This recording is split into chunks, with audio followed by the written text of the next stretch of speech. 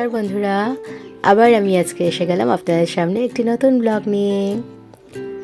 আশা করি আপনারা সবাই ভালো আছেন, সুস্থ আছেন। সকাল সকাল প্রিয়াংশু উঠে গেছে, রেডি করিয়ে নিয়েছি। ওর বাবা ওকে কত আদর করছে, আগের দিন রাত্রে এসছে, তারপরে ওর জন্য কত সারপ্রাইজ নিয়ে এসছে। আর বাবা আর ছেলের এখন কুইন্টুটি আর দুষ্টুমি হচ্ছে, যেটা দেখতে আমার খুব ভালো লাগে। এই নিয়ে সকালটা শুরু হয়ে গেল আমাদের।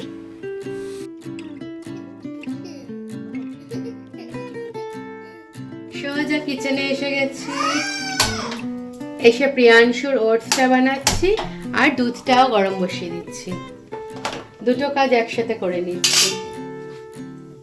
আচ্ছা, প্রিয়াংশুর বাবা আছে, আজকে আমার নিয়ে যাওয়ার চিন্তা নেই, নিয়ে আসার চিন্তাটা থাকবে, তাই জন্য আজকে একটু আরাম করে বানাচ্ছি। অন্যদিন তো দেখেনি কি ব্যস্ততার মধ্যে যায়, এ সময়টাই পাই না। প্রিয়াংশুর বাবা আছে বলে একটু হেল্প হয়ে যাচ্ছে।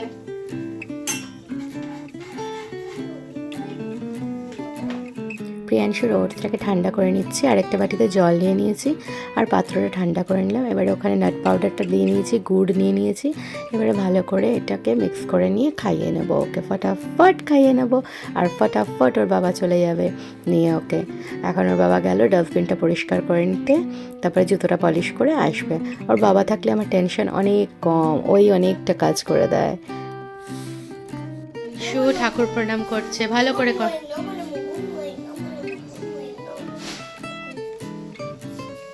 আসো,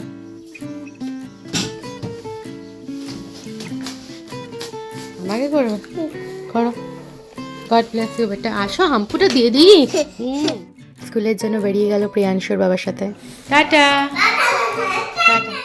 বাড়িতে এসে গেছে ছেলেকে ছেড়ে, এবার রেডি হয়ে যাচ্ছে। তো ফার্স্টে বললো অনেকটা দাড়ি হয়ে গেছে, দাড়ি কাটতে হবে। এদের জবে কি বলুন তো, সোর্সের জবে সবসময় গ্রুমিংটা মাস্ট, গ্রুমিংটা সবসময় ভালো থাকাটা দরকার। আর এই সবসময় আমি ওকে অমনি দেখেই অভ্যস্ত।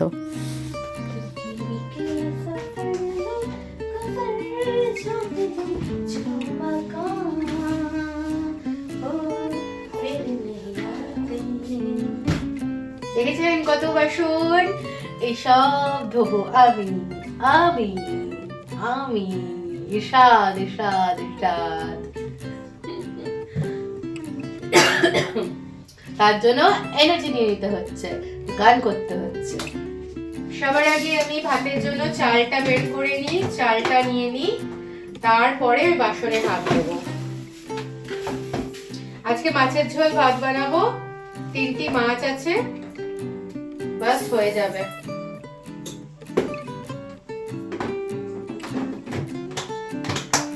চালটা নিয়ে নিলাম, চালটা একটা ফুট দিয়ে দেবো, তাই জন্য চালটা ধুয়ে নিই ভালো করে।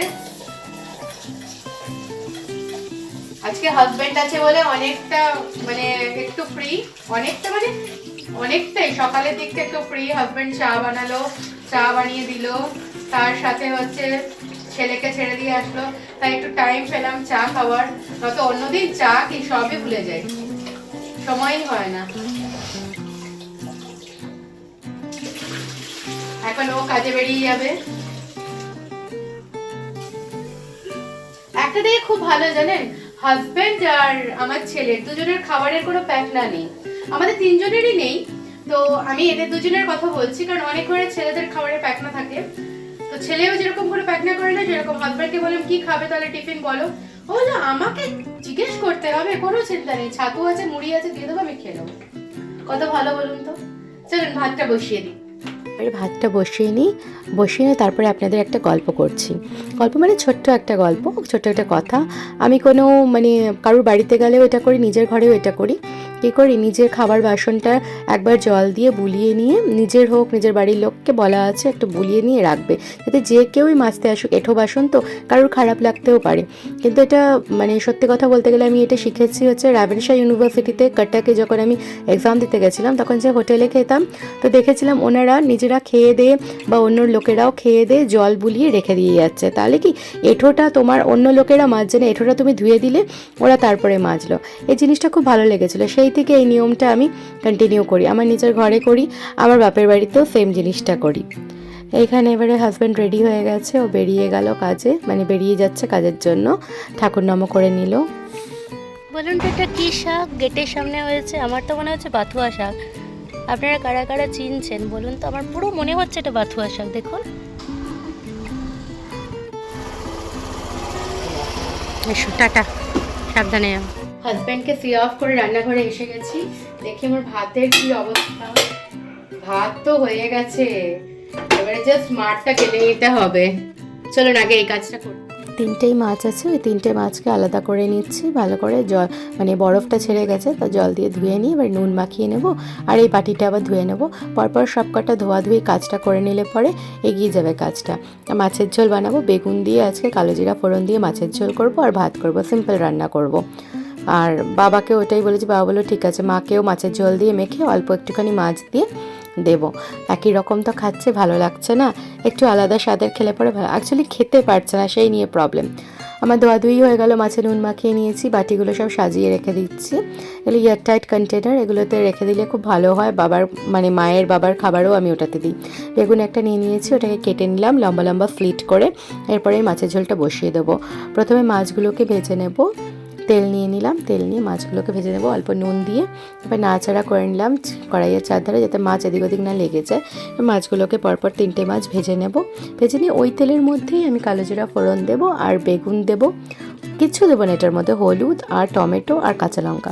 কাঁচা লঙ্কা আমি একটা ফাটিয়ে দেবো, আর গোটা 3-4টা দিয়ে দেবো, কারণ প্রিয়াংশু খাবে, মাও ঝোলটা খাবে, মা তো ঝাল খেতে পারছে না, তার কষ্ট হবে সেই কারণে। আগে জানেন প্রিয়াংশু না পেটির পিস খেতে পছন্দ করতো, এখনও পেটি খায়। সেদিন কি করেছে, আমি গাদাটা নিয়েছি আর পেটিটা রেখেছি ওর জন্য, ও পেটি খাবে। পটকর আমাকে বলছে, মাম্মা ওটাই তো বেশি মাছ আছে, আমি ওটা খাবো না। বললো হ্যাঁ বাবা তুমি খাবে, কেন খাবে না। তারপরে আমার গাদার মানে মাছটা থেকে আধা মাছটা পুরো খেয়েছে ও। তো ও গাদা খেতেও ভালোবাসছে, ওটাই দেখছি। বাচ্চারা বেসিক্যালি না পেটির মাছ খায়, কারণ কাটা কম বলে। আমার ছেলেটা সবই খায়, মানে আমার মতনই মাছ খেতেই ভালোবাসে, এটাই আমি বুঝতে পারলাম। যাই হোক, আমার ভালোও লাগে যে বাচ্চারা মাছ খাওয়াটা না খুব ভালো, খুব দরকার শরীরের জন্য। আর প্রিয়াংশু সব রকম মাছ খায় এখনও অবধি, জ্যান্ত মানে রুই, রুই জ্যান্ত খেয়েছে, কাতলা জ্যান্ত খেয়েছে, তার মধ্যে মাগুর খেয়েছে, শিঙি খেয়েছে, শোল খেয়েছে, ল্যাঠা খেয়েছে, আর ভালোবাসে ভোলা। আর ভোলা, ভেটকি, পমফ্রেট, লোটে, এগুলো তো খায়, ইলিশ, সব কটাই মোটামুটি খেয়েছে। তেলে দেখলেন আমি ওই তেলের মধ্যেই কালো জিরা ফোড়ন দিয়ে দিলাম, হলুদ দিয়ে দিলাম, বেগুনগুলো দিয়ে দিচ্ছি। এবারে হালকা নাড়াচাড়া করে নেব, নিয়ে তারপরে বেগুনগুলোকে একটু সিদ্ধ হতে দেবো। তারপরে ওর মধ্যে ওই টমেটো কাঁচা লঙ্কা দিয়ে দেবো, দিয়ে তারপরে জল ঢেলে দেবো, ভালো করে ফুটে নেবে, বেগুনগুলো প্রায় সিদ্ধ হয়ে যাবে, তখন আমি মাছগুলো দিয়ে আবার টকবক করে একটু ফুটিয়ে নেবো। আপনারা এই ঝোলে চাইলে পরে বড়ি আগে থেকে ভেজে রাখবেন, বড়িও দিতে পারেন, খুব ভালো লাগে খেতে বড়ি দিয়ে। তো আমি ঢাকা দিয়ে দিয়েছিলাম, বেগুনগুলো একটু নরম হয়ে গেছে। এর মধ্যে ওই যে বললাম টমেটো দিলাম, কাঁচা লঙ্কা, যেমন প্রসিডিওর বলে ওরকম, নুন, অল্প একটু চিনি, মানে ব্যালেন্স করার জন্য। আমি চিনি মিষ্টির জন্য দিই না, আমার রান্নায় চিনি থাকে ব্যালেন্স করার জন্য আর কালার আনার জন্য। অনেকে ভাবতেই পারেন না চিনি দিচ্ছি, সেরকম করে ব্যাপার না। জল দিয়ে ঢেকে দিলাম, আর এদিকে বাদবাকি যে বাসনগুলো বেরিয়েছে সেই বাসনগুলো ফটাফট মেজে নিচ্ছি, কারণ কি আমাকে যেতে হবে প্রিয়াংশুকে আনতে। এটা করার পরে ফ্রেশন আপ হওয়ার আছে, তারপর বাবা আসবে জানি সকালবেলা, তো বাবা এসে যাবে, তো ততক্ষণে বাবাকে রেখে আমি চলে যাব। দেখলাম ঝোলটা অনেকটা হয়ে গেছে, মাছগুলো দিয়ে দিচ্ছি, দিয়ে আবার আমি একটুখানি ঝোলগুলো ওর উপরে দিয়ে ঢাকা দিয়ে দেবো। আর ঢাকা চাপা দিয়ে করলে পরে তাড়াতাড়িও হয়ে যাবে, সুন্দরভাবে নিজে মানে মাছগুলোর ভেতরে রসটা ঢুকবে। আর এই প্লেটটাও ধুয়ে নেবো, কারণ কোনো বাসন রাখবো না, রাখলেই আস্তে আস্তে জমতে থাকবে। বাবা আসছে, ফোন করে বললো চা বসাও আমি, তাই যে সসপ্যান নিয়ে নিয়েছি, এখন চা বসাতে যাচ্ছি। আপনারা তো দেখলেন আমার মাছের ঝোল প্রায় কমপ্লিট, ভাত হয়ে গেছে, হাজব্যান্ড নিজের ডিউটি চলে গেছে, প্রিয়াংশু নিজের স্কুলে চলে গেছে। আমি চা বসি, চাটা করে আমি যাব ঘরটা পরিষ্কার করতে। ঘর পরিষ্কার করে আমার বাসন মাজা তো কমপ্লিট হয়ে গেছে দেখলেন এখনের মতন করে, তারপর বাবা এসে যাবে, আমি ফ্রেশন আপ হবো, ঘর পরিষ্কার করে প্রিয়াংশুকে নিতে চলে যাবো। চলুন সঙ্গে থাকুন, সাথে থাকুন, দেখতে থাকুন। আমার ব্লগটি কেমন লাগছে অবশ্যই জানাবেন, আর অবশ্যই কমেন্ট করবেন কে কোথা থেকে দেখছেন, তাহলে আমি বুঝতে পারবো কত দূর অবধি আমার ব্লগটি যাচ্ছে, আর আপনারা কতটা ভালোবাসা দিচ্ছেন এই দিদিটিকে বা এই বোনটিকে বা এই বন্ধুটিকে, আমার খুব ভালো লাগবে।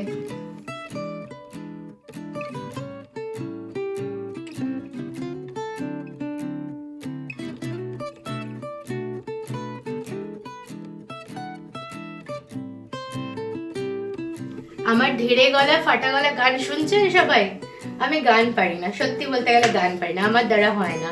আমার হাজব্যান্ড খুব ভালো গান করে।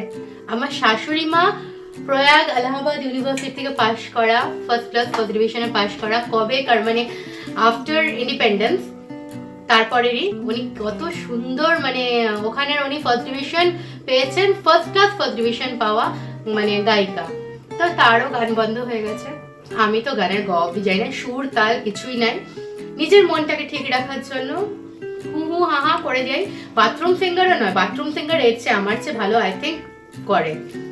কিন্তু হ্যাঁ, আমার হাজব্যান্ড খুব ভালো গান করে, আমার খুব ভালো লাগে ওর গান শুনতে। আমি যেন গান ভালোবাসি। দেখুন, গান কে না ভালোবাসে, গান সবাই ভালোবাসে। আমি গুনগুন করছি, আপনাদের ভালো লাগবে না?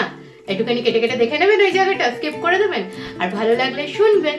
এইটা দেখুন, যেটা রিয়েলিটি সেটাই তো দেবো, নাকি এরকমই দেবো মানে খুব ভালো একটা গলা নিয়ে দেবো? ওটা তো সম্ভব না। হ্যাঁ, যেটা পারি সেটা হচ্ছে আবৃত্তি করতে পারি। তাও এখন পারি বলবো না, বহু বছর করিনি, মাঝখানে একটু স্টার্ট করছিলাম।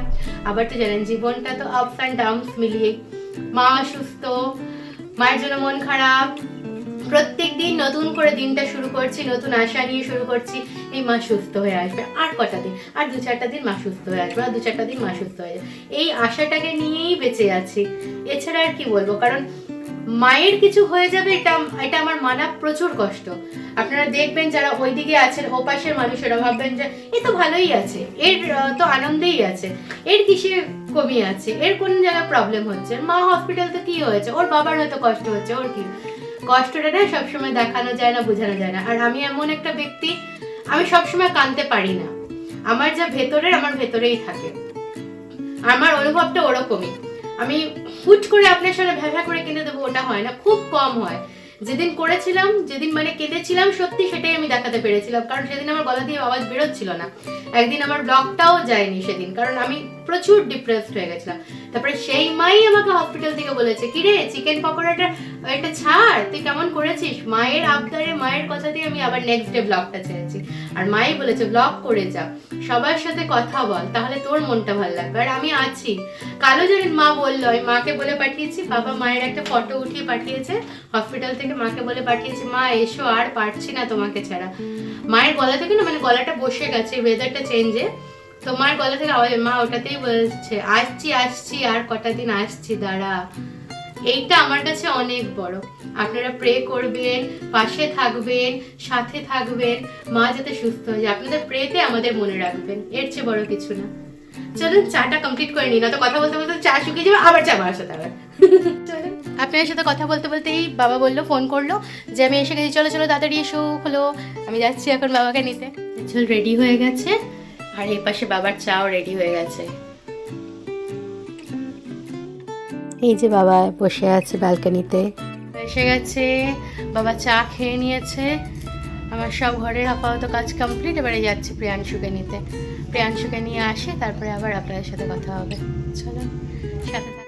এতদিন আর ছাতা লাগছিল না, এখন প্রচুর রোদ। প্রিয়াংশুকে আনবো তো এই রোদে অবস্থা খারাপ হয়ে যাবে, তাই যে ছাতা নিয়ে যাচ্ছি। প্রচুর রোদ আর প্রচুর গরম এখন। তাড়াতাড়ি তাড়াতাড়ি তাড়াতাড়ি তাড়াতাড়ি, প্রচুর গরম। হ্যাঁ, দুষ্টু করে রাখতে হয়। এবার বন্ধ করো, আবার অমনি করে না। চলো দরজা খোলো, দেখো তো কে আছে, দরজা খুলে দেখো তো কে আছে। দেখি তো দেখি তো, সোজা টানো দরজাটা, ওই ছিটকানিটা সোজা টানো, এত ঘোরাতে হবে না। তোমাকে শিখিয়েছি না, এতটা না, এমনি করো। দেখো তো কে আছে, ম্যাজিক। এই যে প্রিয়াংশুর গিফট, এটা ওর বাবা এনেছে কাল রাত্রে, আর এনেছে দুটো ছোট ছোট কার্ড, আর এই ফ্রকটা এনেছে। স্কুল থেকে এসেছে, আমি ড্রেস চেঞ্জ করাতে পারলাম না, ও আবার এই শুরু করে দিল, কি হোমওয়ার্ক দিয়েছে ওগুলো করা স্টার্ট করে দিয়েছে। দেখেছেন, একটা মিনিট পাওয়া যায় না, ও কিচ্ছু করবে না। দেখুন কি মিসিং নাম্বার, 1 এর পরে কি হবে? 1 এর পরে 2 হবে, লিখে ফেলো দেখি। তারপরে 3 লেখা আছে, তারপরে কি হবে? কোথায়? তারপরে 5 লেখা আছে। স্নান করিয়ে দিচ্ছ, ওলে বাবালে বাবালে বাবালে বাবালে বাবালে বাবালে। ওকে স্নান করিয়ে উঠে রেডি করে নিয়েছি, নিজে স্নান করে নিয়ে এবারে সিঁদুর টিঁদুর পরে রেডি হয়ে নেব। তারপর প্রিয়াংশু আবার আসবে, ওই যে এসে গেছে অলরেডি, আমাকে ডাকছে, ও ঘট নিয়ে এসে গেছে। বললাম দাঁড়াও দাঁড়াও আমি যাব। প্রিয়াংশু আসছে ঘট নিয়ে, জল নেবে। দাঁড়াও আমি চালিয়ে দেবো বাবা, তুমি পারবে? হ্যাঁ আস্তে করে না, হাত ভিজিও না এত বাবাই। ঘরটাকে ধরো, ব্যাস হয়ে হাওয়া দিচ্ছে, কি জোরো হাওয়া দেখ। ও সূর্যায় নেবো, হ্যাঁ জল ছিটিয়ে দাও। এসে গেলাম, প্রিয়াংশুকে লাঞ্চ করাতে বসে গেছি। প্রিয়াংশু আজকেও এনজয় করেছে, মাছ ভাত খুব এনজয় করেছে। বাবা চলে যাচ্ছে আবার হসপিটাল, আর প্রিয়াংশু দৌড়াদৌড়ি করে দুষ্টু করছে। এসে গেলাম দুপুরের ভাতের বাসন সব কিছু ধুয়ে নিতে। সবার মধ্যেই অপর থেকে জল দেওয়া ছিল, আবারও আমি একটুখানি জল দিয়ে দিয়ে বুলিয়ে সাইডে রেখে দিয়ে এবার এক একটা করে মাজছি। কড়াইটা দেখলাম যে ওই মাছের তেলটা অনেকটা পড়েছে, সাইডগুলো ভালো করে মানে উঠছে না, না ভালো করে ঘষে ঘষে ঘষে। বাসন যতক্ষণ না চকচক হয় না ততক্ষণ ভালো লাগে না। মানে আপনারা ভালো করেই জানেন রান্নাঘর বাসনপত্র এগুলো একটুখানি মেয়েরা ভালোই বাসে, আর আমারও ওটাই আমার হবি। আরও কিছুই ছিল কিন্তু আবার রান্নাটাও খুব হবি, প্যাশন দুটোই, তাই জন্য আমার ভালোও লাগে। তাহলে যেই বাসনে খাবো সেই বাসনটা যদি পরিষ্কার না হয় ভালো লাগে না, সব পরিষ্কার করে নিলাম। প্রিয়াংশু দেখুন খাওয়া দাওয়ার পরে প্রিয়াংশু কি করছে, ওকে ঘুম পাড়াবো কি করছে দেখুন। আমি বাসন টাসন মেজে এসে গেলাম, উনি এই করছে। না অমনি করলে হবে না, গান করতে হবে তো, গান করো।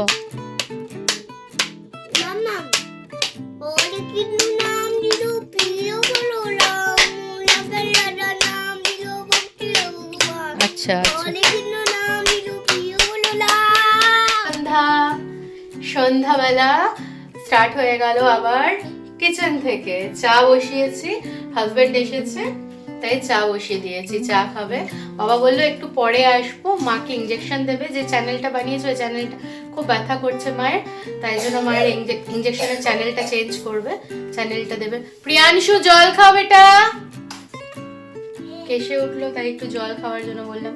চলুন দেখতে থাকুন চা বানাই। আবার সন্ধ্যাবেলা আবদার করলো আমি বাবার জন্য চা বানাবো। বললাম ঠিক আছে দাঁড়াও। এবারে ওকে নিয়ে বানানো মানে খুব টাফ, বাচ্চা মানুষ তো, তাই জন্য খুব সাবধানে দেখে। মনে হয় স্টুলটা একেবারে গ্যাসের কাছে না, স্টুলটা একটু দূরেই থাকে। আর আমি গ্যাসটা দেখুন বন্ধ করে রেখেছি, যখন মনে হয় যে চালানো তখন আমি চালাবো। তার মধ্যেই যা যা করার আমি করে দিচ্ছি, ওকে দেখিয়ে দিচ্ছি। একটু এলাচ, একটু কী নিচ্ছি ওকে দেখালাম, একটু আদা নিয়ে নেবো, দুটো গোলমরিচ নিয়ে নেবো, ওটাকে থেতো করে দেবো। সবারই তখন গলা খুশখুশ যাতে ঠিক হয়ে যায়, ওই জন্য ও দেখছে ও থেতো করবে বলছে। আমি ঠিক আছে আমি একটুখানি করে দিই তারপরে তুমি করবে।